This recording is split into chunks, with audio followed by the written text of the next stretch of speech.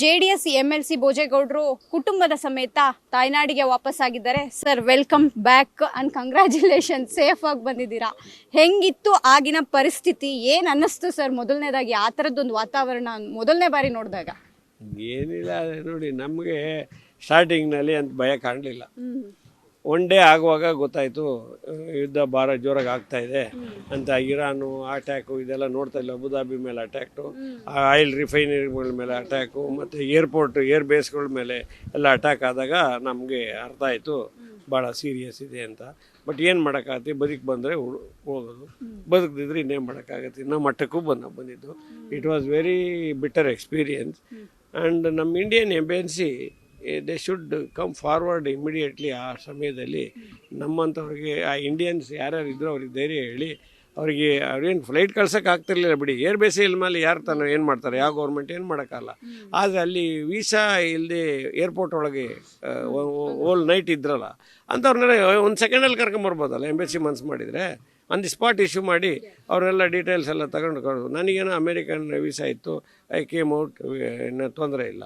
ಬೇರೆಯವ್ರ ಕತೆ ಏನಾಗಬೇಕು, ಅದನ್ನು ಮಾಡಿ ಅಂತೇಳಿ ನಮ್ಮ ಕೃಷ್ಣ ಬೈರೇಗೌಡರಿಗೆ ಅವರಿಗೆಲ್ಲ ಫೋನ್ ಮಾಡಿದಾಗ, ಅವ್ರು ಫೋನ್ ಮಾಡಿದ್ರು, ನಾನು ಮಾಡಿದ್ದೆ, ಅವರು ಮಾಡಿದಾಗ ಅವರು ಇಮಿಡಿಯೇಟಾಗಿ ಹೆಲ್ಪ್ಲೈನ್ ಅರೇಂಜ್ ಮಾಡಿದರು. ಆ ಹೆಲ್ಪ್ಲೈನ್ ಅರೇಂಜ್ ಮಾಡಿದ್ಮೇಲೆ ನಾವು ಅವ್ರಿಗೊಂದಷ್ಟು ಅಷ್ಟೊತ್ತಿಗೆ ದುಬೈ ಗೌರ್ಮೆಂಟು ಇಮಿಡಿಯೇಟ್ ಡಿಸಿಷನ್ ತಂತು. ಎಲ್ಲ ತಗೊಂಡು ಫ್ಲೈಟ್ಗಳನ್ನೆಲ್ಲ ಅರೇಂಜ್ ಮಾಡಿ ನಮ್ಮನ್ನೆಲ್ಲ ಕಳಿಸೋ ವ್ಯವಸ್ಥೆ ಮಾಡಿದರು. ನಿನ್ನೆ ಆ ರೀತಿಯಲ್ಲಿ ಬಂದು ನಾವು ಇಲ್ಲಿ ಬಂದು ತಲುಪಿದ್ದೀವಿ. ಈ ಲೋಕಲ್ ಎಂಬಸಿಗಳು ಕೆಲಸ ಮಾಡ್ತಿದ್ದಾವೆ ಅಥವಾ ನಾವು ಅವ್ರಿಗೆ ಹೇಳ್ತಿದ್ದೀವಿ ಅನ್ನೋದು ರಾಜ್ಯ ಸರ್ಕಾರ ಕೇಂದ್ರ ಸರ್ಕಾರ ಕೇಳ್ತೀವಿ ಅನ್ನುವಂತಹದ್ದು ನೆನ್ನೆ ಕೃಷ್ಣ ಬೈರೇಗೌಡರು ಕೂಡ ಮಾಹಿತಿಯನ್ನ ನೀಡಿದ್ರು.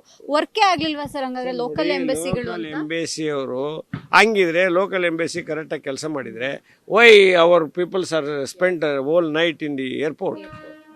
It is very simple thing. Issue temporary visa, ಯಾವುದು ಆನ್ ಅರೈವಲ್ ವೀಸಾ ಕೊಟ್ಟಿದ್ರೆ ಒಂದು ಸೆಕೆಂಡೇ ದುಬೈಯಿಂದ ಆಚೆ ಬರೋರು ಯಾವುದೋ ಹೋಟ್ಲಲ್ಲಿ ಗಿಟ್ಲಲ್ಲಿ ಸ್ಟೇ ಮಾಡಿದ್ರು ವ್ಯವಸ್ಥೆ ಆಗಬೇಕಲ್ಲ. ನೀವು ಮನಸ್ಸೇ ಮಾಡಲಿಲ್ಲ. ರಾತ್ರಿ ಎಲ್ಲ ಪಾಪ ಅವ್ರ ಕಾಳು ಹೆಂಡತಿ ಮಕ್ಕಳು, ಅವ್ರ ಜೊತೆಲಿ ಸಣ್ಣ ಮಕ್ಕಳು ರೀ. ನೀವು ನೋಡ್ಬೇಕು, ರಾತ್ರಿ ನಮ್ಮ ಫ್ಲೈಟಲ್ಲಿ ಬರುವಾಗ ಸುಮಾರು ಒಂದು 10-20 ಮಕ್ಕಳೇ ಇದ್ದರು, ಸಣ್ಣ ಮಕ್ಕಳೆಲ್ಲ. ಆಯಿತಾ? ಅಂಥವ್ರ ಪರಿಸ್ಥಿತಿ ಏನಾಗಬೇಕು? ಏರ್ಪೋರ್ಟಲ್ಲಿ ಕಳೆಯೋಕ್ಕಾಗ ನನಗೇನೋ ಬೇಕಾದ ಜನ ಸ್ನೇಹಿತರಿದ್ದಾರೆ, ನಾನು ಹೆಂಗೋ ಹೋಗಿ ಎಲ್ಲ ಒಂದು ಕಡೆ ಇರ್ತೀನಿ, ಯಾರು ಇನ್ಫ್ಲೂಯೆನ್ಸ್ ಇದೆ ಅವ್ರಿಗೆಲ್ಲ ಹೋಗಿದ್ದಾರೆ. ಇಲ್ಲದಿದ್ದರೆ ಕಥೆಯೇನು? ಅಂಥವ್ರನ್ನ ನೋಡಿ ಬಂದು ಅವ್ರು ಏನಿಲ್ಲ, ಏರ್ಪೋರ್ಟ್ ಖಾಲಿ ಮಾಡಬೇಕು ಅಂತಿದ್ರೆ ಏರ್ಪೋರ್ಟಲ್ಲಿ temporary visa, on arrival visa arrange ಮಾಡಿದರೆ ಅವರೆಲ್ಲ ಬಂದು ಹೋಟ್ಲಲ್ಲಿ ಅವ್ರ ದುಡ್ಡಲ್ಲೇ ಬಂದು ಸೇರ್ಕೊಳ್ಳೋರು. ಎಮಿರೇಟ್ಸ್ ಅವ್ರು ಮಾತ್ರ ಎಲ್ಲರಿಗೂ ಹೋಟ್ಲ್ ಅರೇಂಜ್ ಮಾಡಿದರು. ಬಟ್ ನಾವು ನಮ್ಮ ಲೀಡ್ರು ಕುಮಾರಸ್ವಾಮಿ ಅವರು ನನಗೆ ಇಮಿಡಿಯೇಟಾಗಿ ಅಲ್ಲಿ ಹೋಟ್ಲ್ ಅರೇಂಜ್ ಮಾಡಿಕೊಟ್ರು. ಚೀಫ್ ಮಿನಿಸ್ಟ್ರು ಫೋನ್ ಮಾಡಿದರು, ಹೋಮ್ ಮಿನಿಸ್ಟ್ರು ಫೋನ್ ಮಾಡಿದರು, ಸಿದ್ದರಾಮಯ್ಯ ಮಾಡಿದರು, ಪರಮೇಶ್ವರ್ ಮಾಡಿದರು, ನಮ್ಮ ಕೃಷ್ಣ ಬೈರೇಗೌಡರು, HK ಪಾಟೀಲ್ ಅವರೆಲ್ಲ ಇಮಿಡಿಯೇಟ್ ಆ್ಯಕ್ಷನ್ ಮಾಡಿದರು. ಪಾಪ ಅಷ್ಟೊತ್ತಿಗೆ ದುಬೈ ಗೌರ್ಮೆಂಟ್ ಅಲರ್ಟ್ ಆಗಿ ಇನ್ನು ಸರಿಯಾಗಲ್ಲ ಅಂತ took A very bold step and sending all Emirates ಎಲ್ಲೆಲ್ಲಿ ಹೊರಗಡೆ ಸ್ಟ್ರಕ್ ಆಗಿದ್ದು ಅವನ್ನೆಲ್ಲ ವಾಪಸ್ ಕರೆಸ್ಕೊಂಡು ನಮ್ಮನ್ನೆಲ್ಲ ವಾಪಸ್ ಕಳಿಸ್ಕೊಟ್ರು. ಅನೇಕ ಹೋಟೆಲ್ಗಳಲ್ಲಿರೋ ಕನ್ನಡಿಗರು ಹೇಳ್ತಾ ಇದ್ರು ಮಿಸೈಲ್ಗಳು ಪಕ್ಕದಲ್ಲೇ ಬಿದ್ದಂಗೆ ಆಗ್ತಾ ಇತ್ತು, ಜೋರ್ ಸೌಂಡ್ ಆಗ್ತಿತ್ತು ಅಂತ. ನಿಮಗೆ ಆ ಥರದ ಅನುಭವ ಆಯ್ತಾ ಸರ್? ಅವ್ರ ಮನೇಲಿ ರೊನಾಲ್ಡ್ ಕೊಲಾಸ್ ಅವ್ರ ಮನೇಲಿ ಕೂತಾಗ ಬ್ರೇಕ್ಫಾಸ್ಟ್ ಮಾಡುವಾಗ ಕೃಷ್ಣ ಬೈರೇಗೌಡರ ಜೊತೆಲಿ ಮಾತಾಡ್ಬೇಕಾದ್ರೆ ದೊಡ್ಡ ಸೌಂಡ್ ಬಂತು, 3 ಸರಿ ಸೌಂಡ್ ಬಂತು. ನಾನು ಅಲ್ಲಿ ಹೋಟೆಲ್ ಚೆಕ್ ಇನ್ ಆದಾಗ 1 ಗಂಟೆ ಮುಂಚೆ ಪ್ಯಾರಾಮೌಂಟ್ ಇದಕ್ಕೆ ಬಾಂಬ್ ಬಿದ್ದಿದ್ದು, ಇನ್ನೂ ಬೆಂಕಿ ಉರಿತಾ ಇದ್ದು, ಖಲೀಫಾ ಹೋಟ್ಲು ಅಲ್ಲಿಗೆ ಬಿದ್ದಿದೆಯಲ್ಲ. ಬಟ್ ಕನ್ನಡ ಸಂಘ ದುಬೈ ಅವರೆಲ್ಲ ನಮಗೆಲ್ಲ ಭಾಳ ಧೈರ್ಯ ಹೇಳ್ತಾಯಿದ್ರು. ಅವರೆಲ್ಲ ಒಳ್ಳೆ ಕೆಲಸ ಮಾಡ್ತಾಯಿದ್ರು. ಆಮೇಲೆ ಭಾಳ ಜನ ಅಲ್ಲಿ ಕನ್ನಡ ಸಂಘದವರು ಎಲ್ಲ ಅಧ್ಯಕ್ಷರು ಅವರೆಲ್ಲರೂ ಇವರೆಲ್ಲ ಭಾಳ ಕೆಲಸ ಮಾಡಿ ನಮಗೆಲ್ಲ ಧೈರ್ಯ ಹೇಳ್ತಾಯಿದ್ರು. ಅವರೆಲ್ಲ ಗೂಗಲ್ ಮೀಟಲ್ಲಿ ಬಂದರು. ಆಮೇಲೆ ಎಷ್ಟು ಜನ ನಮ್ಮ ಕನ್ನಡಿಗರು ಅಲ್ಲಿ ಬಂದು ಸಿಗಾಕೊಂಡಾರೆ ಅನ್ನೋದನ್ನ ಅವರು ಎಲ್ಲ ಮಾಹಿತಿ ತಗೊಳ್ತಾ ಇದ್ರು.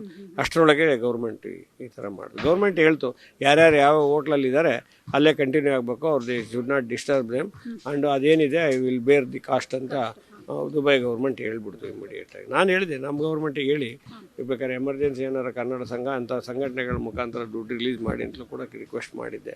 ಬಟ್ ಹೆಲ್ಪ್ಲೈನ್ ಅರೇಂಜ್ ಮಾಡಿದ್ದು. It was a bitter experience. ಇಂಥ ಒಂದು ಎಕ್ಸ್ಪೀರಿಯನ್ಸ್ ನಾನು ನೋಡ್ತಿದ್ದ ಜೀವನದಲ್ಲಿ ಇಂಥ ಕಂಡಿರಲಿಲ್ಲ. But I can't explain in words of that ಆ ಸಿಚುಯೇಷನ್ನ. ಬಟ್ ಅಂಥ ಸಿಚುಯೇಷನ್ನ ಭಗವಂತನ ಆಶೀರ್ವಾದ, ದೇವರ ಆಶೀರ್ವಾದ, ಅನೇಕ ಜನ ನಮ್ಮನ್ನು ಬರಲಿ, ವಾಪಸ್ಸು ಸುರಕ್ಷಿತವಾಗಿ ಬರಲಿ ಅಂತ ಬೇಡಿದ್ದಾರೆ. ಅವರಿಗೆಲ್ಲ ತುಂಬ ಹೃದಯದ ಕೃತಜ್ಞತೆಗಳನ್ನ ಈ ಸಂದರ್ಭದಲ್ಲಿ ಹೇಳ್ತೀನಿ. ಇದೆಲ್ಲ ನೋಡಿದಾಗ ನಮ್ಮ ದೇಶ, ನಮ್ಮ ರಾಜ್ಯ ಕರ್ನಾಟಕ ಎಷ್ಟು ಸೇಫ್ ಅನಿಸ್ತಿದೆ ಸರ್ ನಿಮ್ಗೆ? ನಾವು ನೋಡ್ರಿ, ಭಗವಂತ ನಮ್ಮನ್ನ ಇಲ್ಲಿ ಜನ್ಮ ಕೊಟ್ಟಿದ್ದಾನೆ ಈ ಭಾರತ ಭೂಮಿಯಲ್ಲಿ. ನಾವು ಭಾಳ ಪುಣ್ಯವಂತರಿದ್ದೀವಿ.